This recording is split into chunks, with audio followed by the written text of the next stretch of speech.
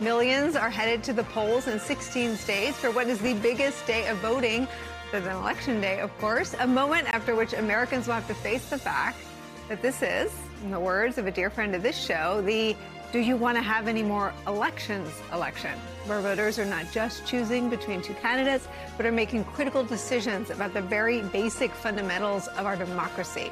If the polling and the results from the last few 2024 primaries show us anything, they show us that Donald Trump will defeat Nikki Haley by significant margins. And Super Tuesday will perhaps mark just days away from Trump clinching the Republican nomination officially. That means today will, if nothing else, crystallize the choice Americans face in November, not just between two presidents, one current, one former. One president who has an agenda that commands broad public support, whose commitment to our democracy and our institutions has never been in doubt, but who is dogged by some lackluster polling that doesn't match up with support for his policies. And the other, well, you know the other, that 4 times indicted, twice impeached ex-president who currently faces 91 felony counts in 4 jurisdictions. Someone who's been found liable for sexual abuse, who is set to pay hundreds of millions of dollars in penalties for years of financial fraud, who also makes no bones about his specific and concrete plans to rule as an autocrat, a, quote, dictator on day one if he's reelected, and whose tenure in office was marked by an endless series of low points, not just for the presidency, but for the country, each one more disgraceful than the one that preceded it. He seemed somehow to be in the rearview mirror for a lot of Americans. New York Times today asking this, quote, do Americans have a collective amnesia about Donald Trump? That story points out this, quote, more than 3 years of distance from the daily onslaught has faded, changed, and in some cases warped Americans' memories of events that at the time felt searing. In interviews, voters often have a hazy recall of one of the most tumultuous periods in modern politics. But as Trump pursues a return to power, the question of what exactly voters remember has rarely been more important. What comes next is, in the words of the most famous Haley Biden voter out there, quote, it's the snake oil salesperson versus the incumbent traditional politician. That quote was uttered by none other than investor and Dallas Mavericks owner Mark Cuban. He says he's voting for Nikki Haley today as a protest against Donald Trump. And regarding the Biden-Trump rematch, his choice is clear. He says this, quote, if they were having his last wake and it was him versus Trump and he, Biden, was being given last rites, I would still vote for Joe Biden. Super Tuesday setting the stage for a showdown between Donald Trump and Joe Biden in an election where nothing less than our democracy is at stake, is where we begin today with some of our favorite reporters and friends. With me at the table for the hour, former senator and co-host of MSNBC's How to Win 2024 podcast, Claire McCaskill's back, and former Republican congressman and MSNBC political analyst David Jolly's here. David Jolly, there is something, I don't want to use the word ceremonial because there's nothing ceremonial about Donald Trump, but there is something significant about the milestone that we reach in a post-Super Tuesday point of the cycle. Sure. He will not obtain enough delegates tonight to make him the nominee statistically, but the race is over after tonight. We know that. And so Donald Trump is cruising to a Republican nomination, likely, unless something unforeseen interferes with that, and a rematch with Joe Biden. And I think all eyes now turn to who are the Nikki Haley, Joe Biden voters. Yeah. Because very respectfully to the former South Carolina governor, she has never been competitive in this primary. This was the primary that never was. Right. But what she did do was mobilize a constituency, many of whom have said, I simply can't vote for Donald Trump. Now, a lot of them, perhaps Nikki Haley herself, will vote for Donald Trump. They'll fall in line. But what about those that won't? Because the Joe Biden coalition looks and feels different than a lot of Democratic coalitions of the past. It's the coalition we saw emerge in 18 and 20 and 22. It's the coalition that really led Biden to the nomination. I mean, Claire knows this better than anybody, but that was also a family conversation nomination where the party had to decide what direction are we going? Yeah. And Biden was the electable coalition.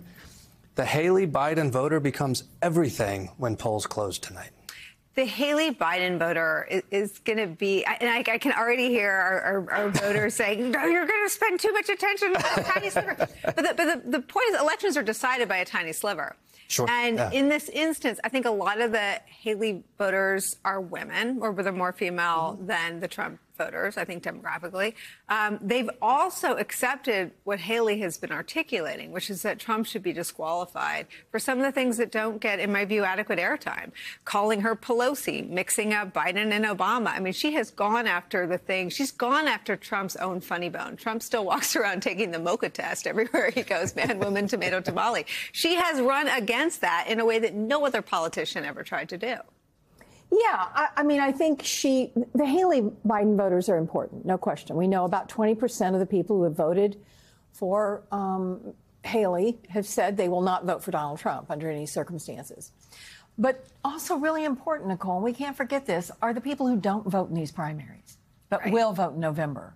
Right. There is a huge number of voters that have never voted in a presidential primary or very infrequently vote in a presidential primary. But they do show up in November to vote. And it is those voters where Joe Biden has to be really careful. And listen, don't yell at me, everybody. I'm not saying that democracy is not on the ballot. But what I am saying is I think we have to be careful in talking in such generalities. Because people who will show up to vote in November that maybe won't vote in these primaries, they're not sitting around their kitchen table talking about saving democracy. They're talking about how much they paid for ground beef. They're talking about, by the way, they should be talking about the fact that gasoline is down to $3 a gallon from when it was $4 a gallon. They should be talking about the real wage increases that people have seen. They should be talking about that bridge that's getting built that they wanted to get built in their neighborhood for years. So I do think he's going to need to take this, not just to contrast to somebody who's crazy and demented and horrible integrity and character versus a really good man. But he also has to make sure he brings this down to a level that people can get their arms around easily instead of just saying democracy is on the ballot. Yeah, and let me separate the Biden campaign from what we do here. I think they do that. And I think Josh Shapiro does that. And I think Governor Whitmer does it. I mean, I actually think there is a class of Democratic politicians who have become much better at marrying up the democracy questions that we grapple with day in and day out with their agendas. Real stuff. And I think President Biden does it very well. I think Governor Josh Shapiro does it the best. I think Governor Whitman does it the best. But I think that happens maybe outside of these conversations. Do you think you want to see more of it? I do. And I think what they've got to do in these swing states, where we got to be honest, right now the polling's not great in all these swing states, and he has to win. And the third party stuff complicates it even more. But in those states, he's got to figure out a way to make it as local as he possibly can, what he has gotten done. You know, whether it is actually having people from that state talk about their insulin's only $35 a month and what that means to their budget and what they can do for their families. They've got to do that on a granular basis in each one of these swing states to get those voters that are going to show up in November that probably aren't voting today. And there's something that isn't democracy, that isn't granular, that is in the water now, that the Republicans can't walk back, and that is taking away a right to make decisions by your money. I mean, you step away for 3 months, and admittedly, you don't hear a lot of people talking about Jack Smith's filing for the gag order in the Chutkan trial. You do hear people, men, women, older Americans, younger Americans of all sort of socioeconomic persuasions at all sorts of, kinds of non-political gatherings talking about the fact that they don't want to live in a country where their sons or daughters can't have can't make a mistake and not have healthcare choices that are between a doctor and a patient. Yeah, and I'm so glad Claire went there first. Because it's always better when Claire goes there first. Look, there's a healthy suspicion that the Biden camp has been relying on Donald Trump as the candidate to do a little bit of the work for them, to help close the gap. And Joe Biden has to do a couple things at the same time. He has to defend democracy, whether or not that informs voters' opinions or not. And I'm in Claire's camp. I don't think it informs a lot of voters' opinions today. But then he also has to take the role of a traditional president and candidate to say, this is what I've been doing for the country all along. And I think what ties those together is only in a healthy democracy are your fundamental rights protected. Only in a healthy democracy does an economy work for all people, are reproductive freedoms protected. Only in a healthy economy can we give equity to communities that Republicans want to punish.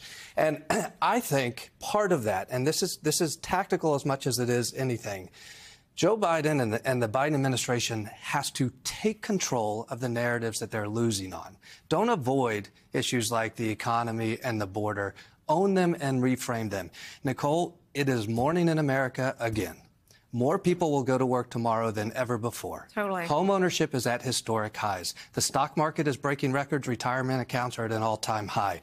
Inflation's coming down, real wages are going up. Joe Biden has led a bipartisan border security package, and families have better access to health care and to education than they have ever had before. And so Republicans... I want to bring out like an old-fashioned tape recorder and roll on this. Listen, I mean, have you told them this? I mean, that's it, right? I mean, I also, having come from Republican campaigns, think there is a place for the dark reality of the threat and danger of a second Trump presidency. And the threat and danger is Republicans, instead of rooting against the economy and instead of rooting for chaos at the border, join us and try to fix it and try to move America forward. And you saw Joe Biden do that at the border last week. Right. He said to Donald Trump, come help me.